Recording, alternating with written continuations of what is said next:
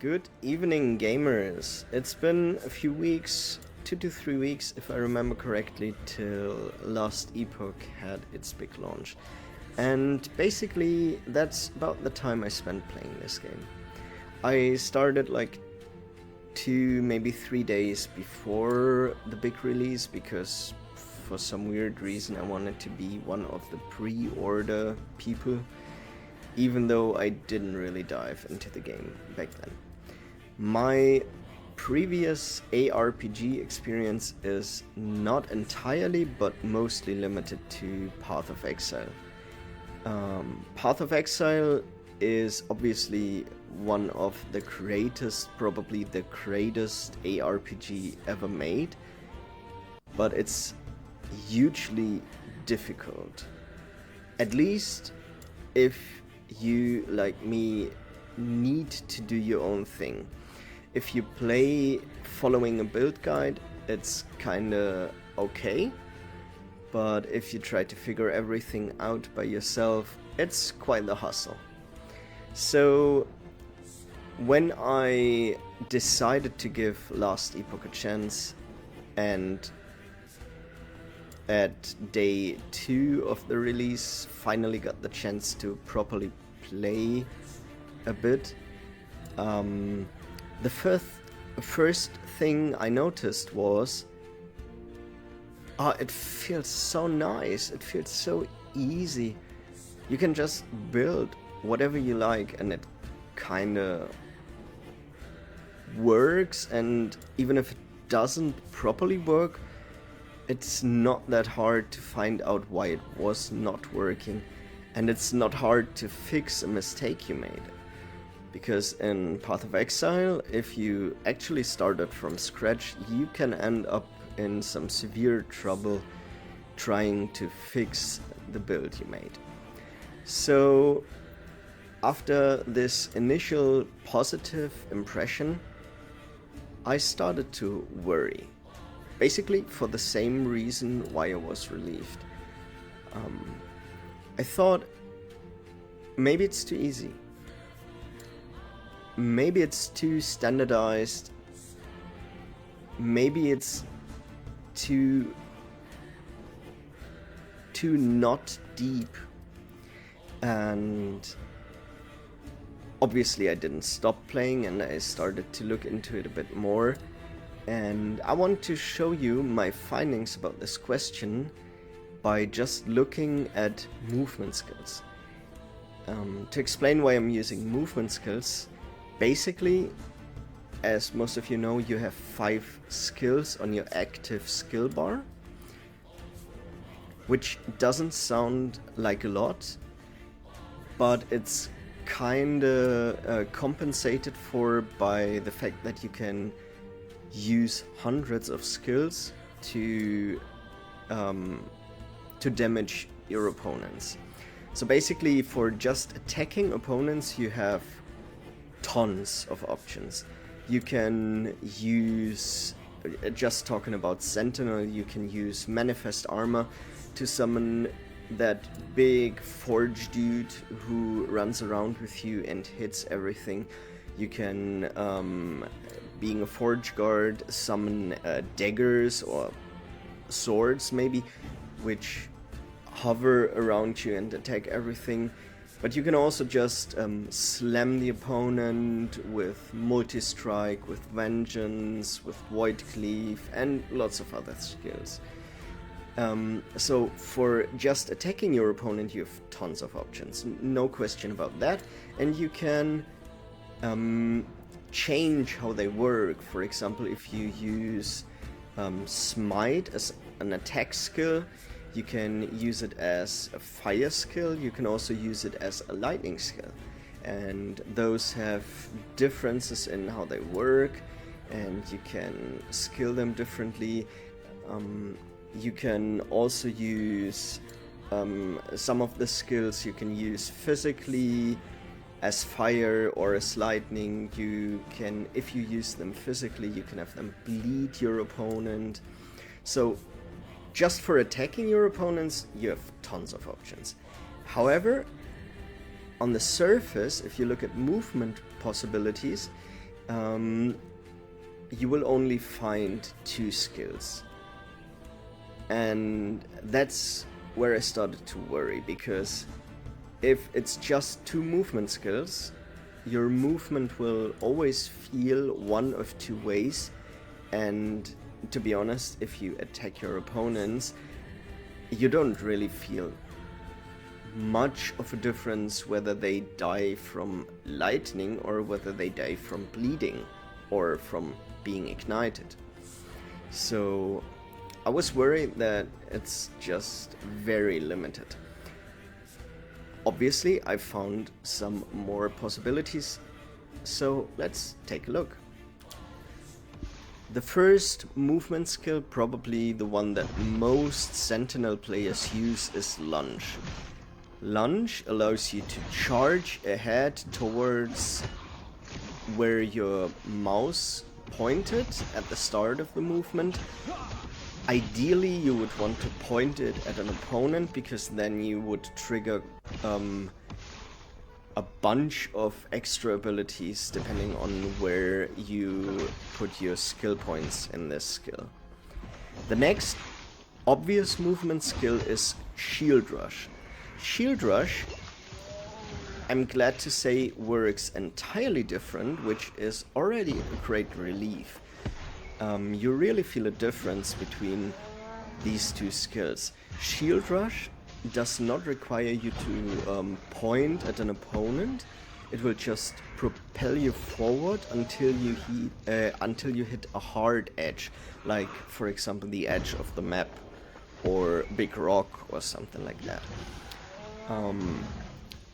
Unless you hit the edge of the map, it will only stop if you release the key. As long as you push the key and hold the key, it will keep moving in a straight line.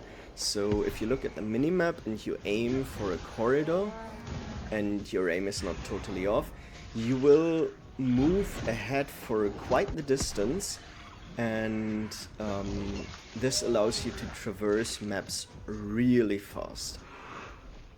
So far, so good. 2 movement skills, these 2 are obvious. However, where things start to get interesting is when you look into different skills and find that you can turn them into movement skills as well. The first one being Smite. Smite allows you to teleport to your target opponent. So basically you need a target, but as long as you have a target, it can be at the edge of your screen and you will teleport to that location. It's the biggest investment you have to do in a skill to get to the movement option. It requires you to take the descent node, which is effectively 6 points investment to get there. However, it allows you a great long-range movement skill. The next skill, which probably most of you wouldn't expect to be a movement option, is Healing Hands. Healing Hands works similar to how Shield Rush works. You aim for a corridor and you rush ahead along a straight line until you release the button. However, it has more strict limitations than Shield Rush. If you use Healing Hands to move along, it will stop whenever you hit an opponent or even an ally. So basically it's brilliant for backtracking around the map, because you can move huge distances with great speed. However, on a full map where all the opponents are still alive, most likely it will just give you a small burst of speed. The next skill is Javelin. Javelin is another very versatile skill. You can use it to pierce through opponents in a straight line and deal damage all the way. You can also use it to rain down javelins from the sky, and you can even turn it into some kind of static buff in a target location. And you can also turn it into a movement skill. The movement from Javelin is special in that it does not initially move you to your cursor location. Instead, it prepares your movement by yeeting your Javelin to the location you were pointing at. If you then press the button again, you will rush to that location. You don't do any damage along the way, you don't push enemies back or do any kinds of shenanigans along the way. But you move to your location, and as far as I could judge, it does not stop you to hit opponents, allies. Sometimes it even moves you across holes in the ground. I don't know how to describe this. On some of the maps where you have like a tiny lake in the middle, sometimes you can just rush straight across the lake. It's a bit weird, but it works in a very unique way, and it's kind of fun. The next skill you can use starts out with a very tiny movement.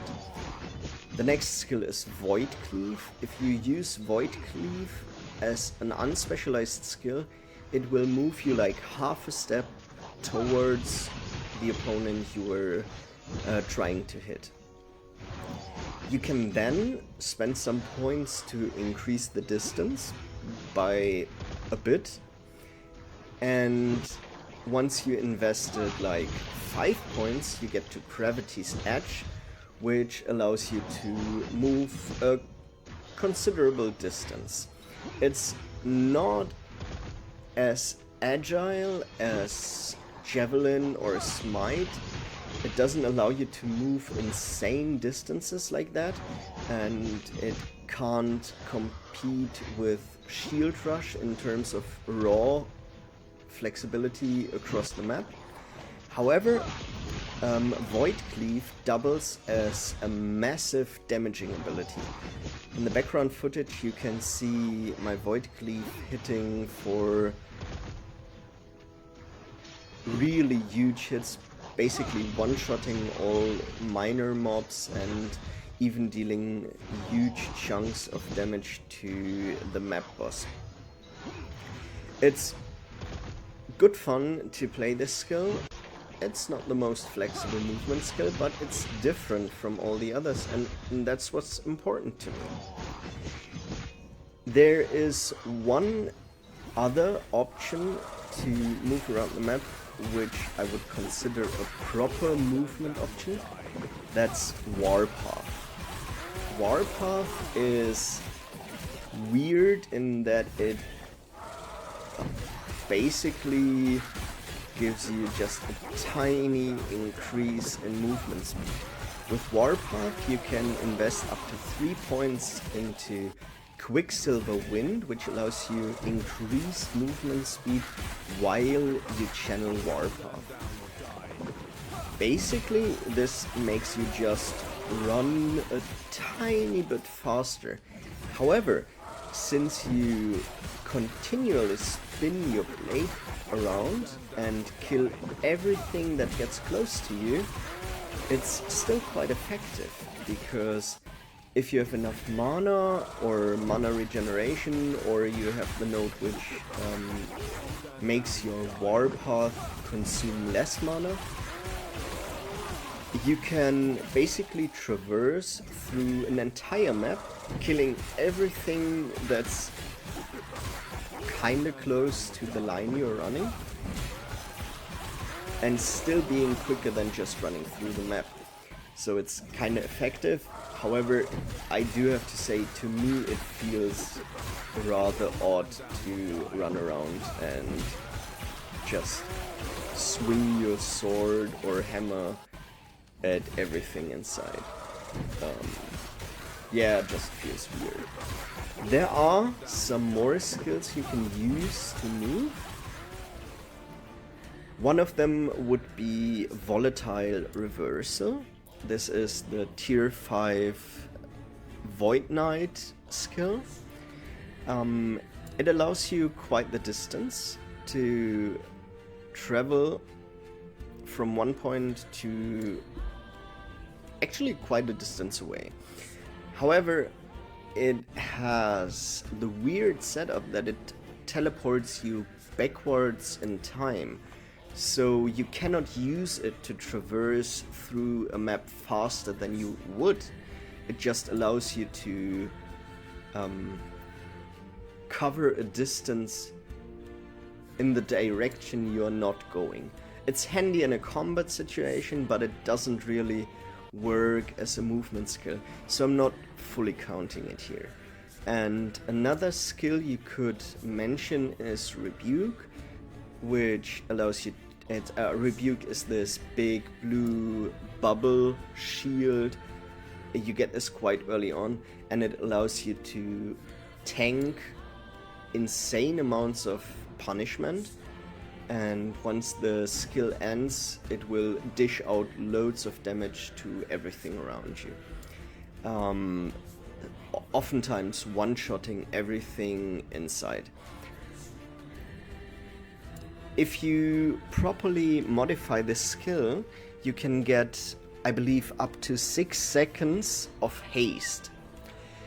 However, to get those 6 seconds of haste, you have to stand still for the same amount of time. So it does not help you at all to move through a map quicker. It just compensates for the time you have spent standing still. Thus, I'm not counting this one either. However, even if you don't count these, that's 7 movement skills for the Sentinel, and combine this with all the different skill trees you can use to customize these skills. For example, I'm using Lunge on my Paladin Lightning Warrior. I don't know, whatever. And it's coupled with Smite, so when I lunge in, I cast Smite around the target location, and then when I hit enemies, I have a chance to cast Smite. When I hit enemies, I cast Healing Hands. So basically, whenever I lunge at an opponent, I get huge amounts of lightning damage going on. But you can also just spec into lunge to do damage in a straight line. You can spec into lunge to allow you to charge towards an ally. And you can spec into lunge to throw a javelin at the end. Basically, you have 7 skills which already feel different from one another.